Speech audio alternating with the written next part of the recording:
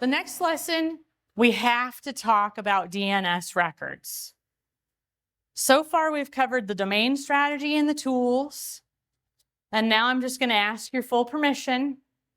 If I can go full nerd for a minute, it'll be more than a minute. I should be honest. It'll probably be like 10 or 15 minutes, but I am going to make this as easy as possible for you. Now, I will tell you, I have tested this content out at a big event that I spoke at recently, because I'm like, if I can do it in front of them, and I don't know them, and I get good feedback, then hopefully I can do it in front of you guys and we're gonna be good, because I can explain stuff here. So can we go full nerd for a minute? AKA the techie stuff. When I first started talking to people about email deliverability, I used to use words like DNS records and deliverability and SMTP, like in just normal conversation. And people's eyes would glaze over. It's totally understandable. And they would just be sort of like overwhelmed.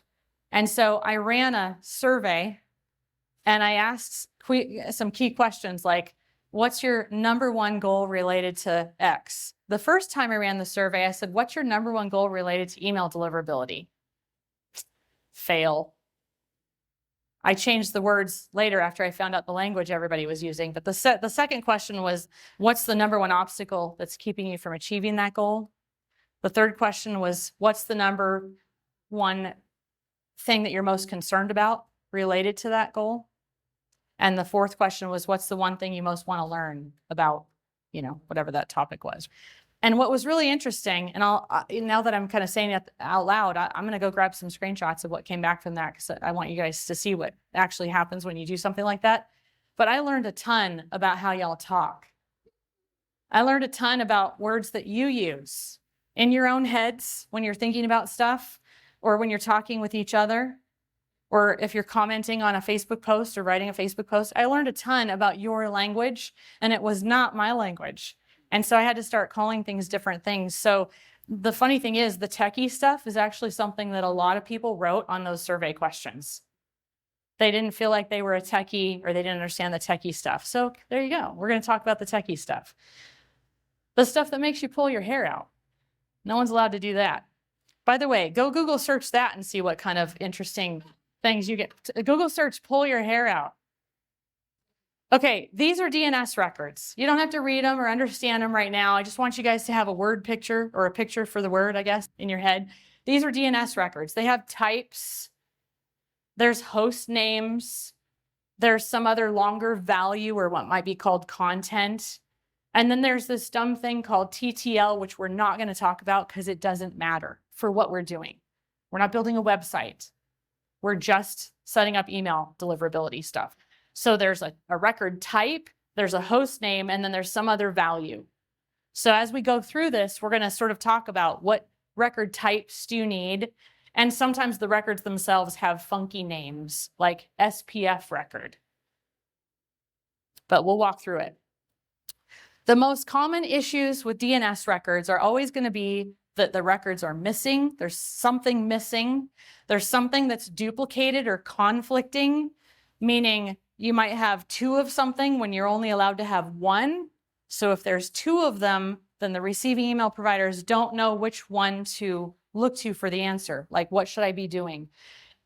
You ever been in the middle of a room where like two people are arguing and no one's going to win that thing? They're just going to argue until, I don't know, someone falls down or something, but no one's winning that argument. That's what it's like when you have two records that are arguing against each other. No one's winning that. So it's as though you don't have the record at all. Or there's errors. I see errors in records all the time. There's certain ways these records have to be like written. If you have a colon where you're supposed to have a semicolon, it will not work. If you have a space where there's not supposed to be a space, in these values over here, there's like lots of stuff in here, right? If you're not using the right symbols and the right spaces and all that kind of stuff, well, then it's not going to work. So the first record that we're going to talk about is an MX record. This record, the easiest way to explain it is it just is so that people can send you email. Interestingly, you thought all of this was going to be about you sending email, but in reality, these records are what allow people to send you email. And then there's what's called an SPF record. And all that thing controls is who is allowed to send email on behalf of your domain.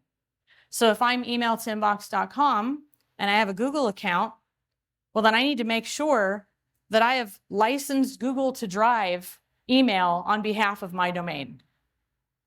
The third record is a DKIM record, also known as a domain key.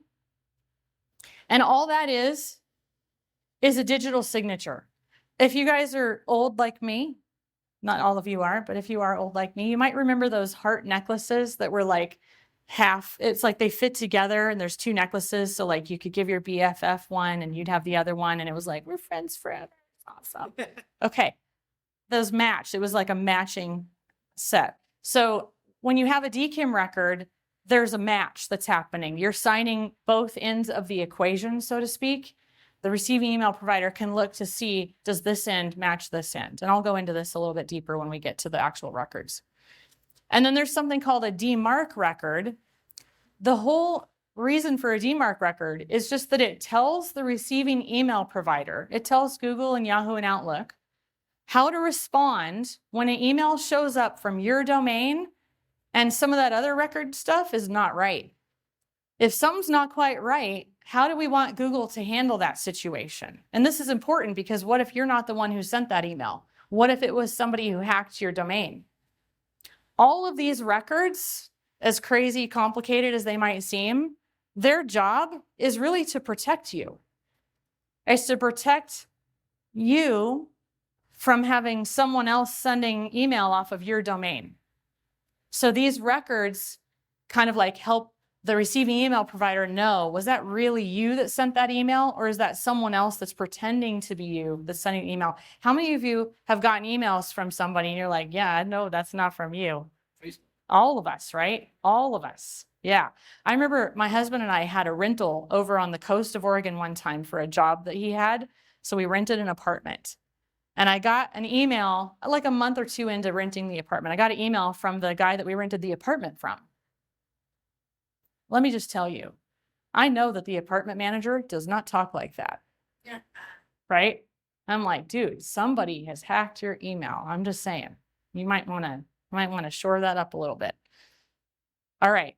These are MX records. We're going to go over them now a little bit deeper on each record. So I just gave you the context of like there's 4 basic records we're going to talk about and what they generally do. Now we're going to look at what they look like and we're going to talk more about them specifically. MX records, remember, they allow someone to send email to you. This is a set of Google MX records. There's 5 of them. This is the type. This is the host. When you see an @ symbol, it means that this record is for the root domain, not a subdomain. It's for the root domain. Not all DNS records will let you use shorthand like that. Some of them want you to say the actual root domain name in here. Not many of them, but some of them. But a lot of the times it's just going to be an @ symbol because that's the same thing as a root domain. So you're saying Google servers should be attached to that host value, which is the root domain. And there's 5 of them because they have redundancy. If Google only had 1 server that they could use for this, well, then you might not get all the email people are sending to you because that might not be enough. So they've got 5 different ones here and they have different priorities on them. That's what the 1, 5, 5, 10, 10 is. Those are priorities. So it's going to try the 1 first. And if that one doesn't work, it can try one of the 5s. And if those are busy, then it can try the 10s. And you know, your email is going to go through. So this is so people can send you email, but it also shows that you're playing fair. Because let's say that you don't want email to come to you. Maybe it's one of those accounts where it's like a no reply, right? Not good for marketing, by the way. If you just decide not to have MX records on your domain, what you're saying is, I'm going to send you some email, but you can't send me an email. It's one way, and that's not fair. And so sometimes you'll be penalized for it. That doesn't go so well for Daddy Google, who's like, oh, I see how you are. My daughter's not going out with you. And you can only have 1 set of MX records per domain. 1 set. Or subdomain. A subdomain is a separate domain. Remember, You have your root domain, emailtinbox.com. You have your subdomain, reply.emailtinbox.com. Those are two separate domains for sending. Those are two separate domains for reputation. Those are two separate domains for statistics. They're also two separate domains for DNS records. So when I say you can have one set per domain, I mean per domain or per subdomain. So you can have Google MX records for your root domain, let's say. That's going to make sure your Gmail account's rolling. And then maybe you want to set up Mailgun or something on the back end for your subdomain. That's going to be a different set of records for the subdomain. Those 5 are for the root. For MX records, there's a standard record or a record set. These aren't things you're making up. These aren't things you have to figure out what you should put in there. These are standard records. You can Google them. There you go. You can Google them and be like, hey, what should my MX records be for SendGrid? What should my MX records be for Dubsado? They're standard. And they're provided by the vendor, typically. And in fact, if you go make a Gmail account right now, Google's going to ask you, do you want me to just put these in for you? Sure, that'd be great. Thank you very much. All right, SPF records. This record type, this SPF stands for Sender Policy Framework. It's going to be a TXT record type.